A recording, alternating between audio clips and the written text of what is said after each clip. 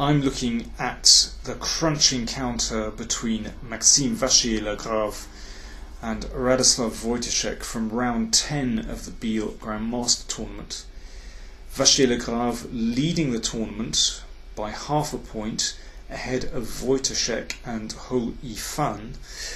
So if Wojtaszek could win this game, then of course he would be in first position.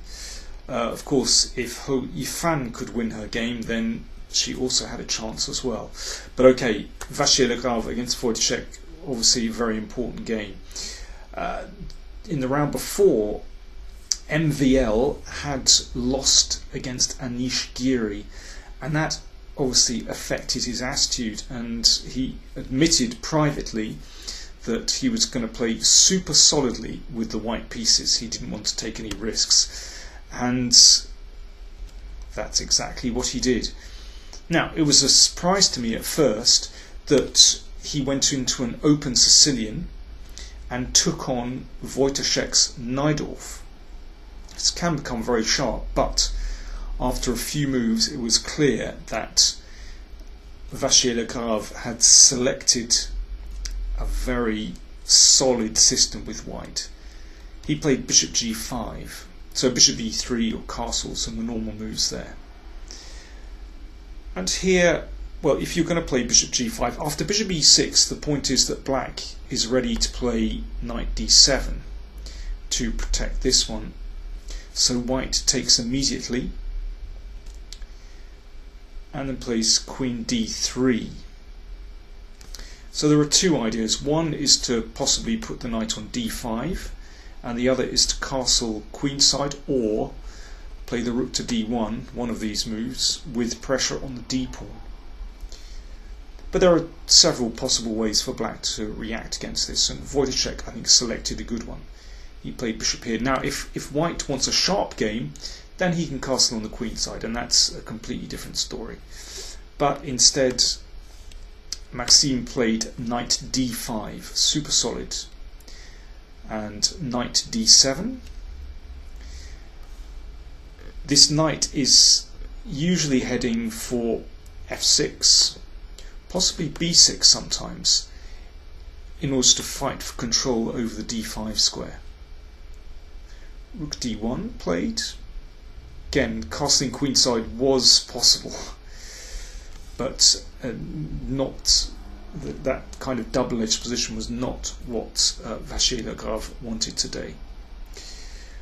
Now Wojtaszek took on d5, and it's an interesting decision because normally one would want to keep this light-squared bishop, but this knight is also very strong.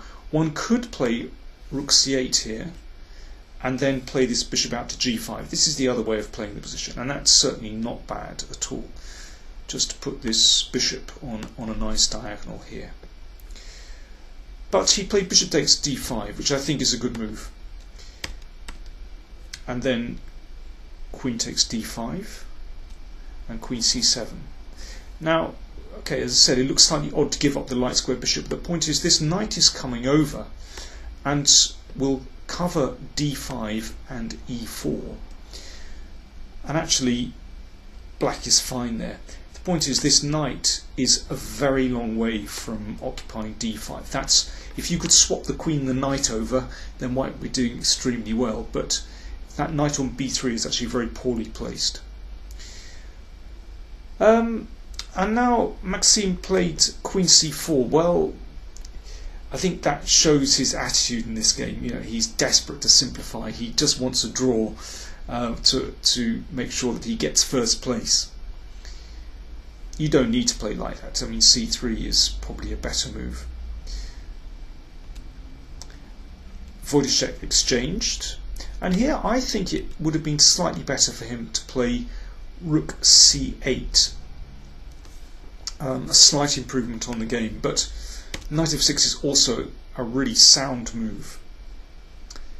And the bishop came into d5, and okay, this bishop is a strong piece, and this got traded off straight away. And once again, if white could swap round the positions of knight and rook, imagine that knight on d5, then white would be doing very well indeed, a very sound positional advantage. But here, that knight is a problem. It needs to find a good square, and it takes time. In the meantime, black can build up counterplay on the F and C files. And Wojciech does this very well. He doesn't need to castle here. His king actually finds a really good square on E6 where it attacks D5, and on E6 the king is pretty secure. So now Maxime reroutes the knight, but it's still not absolutely clear where that knight is heading. I was a little surprised by rook hd8 here actually from Wojciech. I thought it might have been better to play h5, gaining space on the king side, because I don't think there are any real threats to the d pawn, or indeed rook f8 with potential counterplay on the f file. Okay, instead he played rook d8, c4, bit of a clamp on the queen side. Rook c6 is an interesting move because sometimes that rook can step over to the b file to attack here, but also sometimes it means that this bishop can move out to g5 because d6 has been given more protection. So b3, that looks sound, and the rook came back to f8. So yeah, I don't think rook d8 was the most exact move. And now, well, I think, you know, MVL, he's playing for a draw here, and I think he's done pretty well so far. I think this position is about equal, but he lost patience here. After the game he said, well, I should probably play g3, and you know, it's a sound move. And then a possible continuation might be rook c5. Let's say white trades, and the knight comes back. And now I think there are various ways to play the position. Even the exchange of rooks, you know, I think black is solid enough that actually, you know, you could argue that white's knight is better than the bishop, but black's king is so well centralized, I don't think there are any real difficulties. You could also take here, and if knight c3, if white can play knight takes c4, then he has some kind of advantage, but then rook f3 is annoying. Or if we go back a couple of moves, instead knight d2, and you can even play king f5 just to hang on to this, and then probably a draw is going to be the outcome, and king f5. So I think it's about equal after g3, but instead somehow Vachier-Lagrave, you know, he couldn't wait. He lashed out. He wanted to clarify the position. So this was taken, and black is a pawn up. But what does white get for it? Well, white gets some security in the centre. He now has, well, he's about to have a solid square for his knight. This is the whole point of it. Now pawn takes, obviously not good, because then king takes f4. So rook takes, black is a pawn up. But this was why Maxime played this. He's been able to bring his knight to a decent position, and even though black is a pawn up, well, the position of white's pieces, you can see, has radically improved, and actually this is very difficult for black to achieve anything at all in this position. You can see that white has a very nice blockade.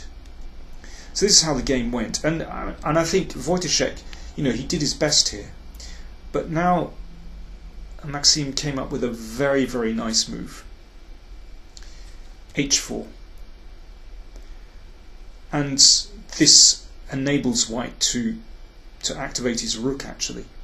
So if g4 check, then the king comes forward, and then rook f1 hits the pawn on f4, and white should be okay there. So after h4, this was taken. Now here's the point, rook h1, and after rook h4 it hits two pawns.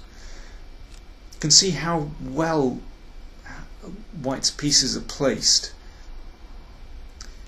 Now black comes in and takes a pawn, but you can see that this rook no longer is able to cover the king, and now there is a nice counter-attack with using rook, knight and king. And really, black doesn't have any defence to this.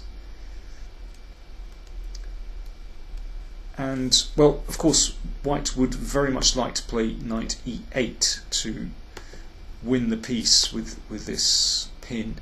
But then, of course, rook e2 comes, and that's a bit unpleasant. So that's why in this position, instead, white played king f5. And now knight e8 is a threat. And indeed, knight e4 is a threat. And then the pin will win material. So the bishop comes back. And now a5. And in this position, the players actually agreed to draw. There's nothing that black can do to avoid that. Well, let's say black takes this pawn, but then knight e4 check, so that the black king has no cover at all here. Rook check. Now you can see why the pawn was played to a5, so the b6 square is covered, and there's nothing doing here. It's actually perpetual check. You can see actually the bishop is vulnerable. If the king steps away, well, the bishop will be en prise. So perhaps not the most riveting final encounter of the tournament, but it was tense, and it was interesting to see how Radoslav Wojtaszek, worked hard there, and did have a few chances, but Vachier-Lagrave held himself together and got his desired draw. Now, in the other important game, Ho Yifan actually lost against Hare Krishna.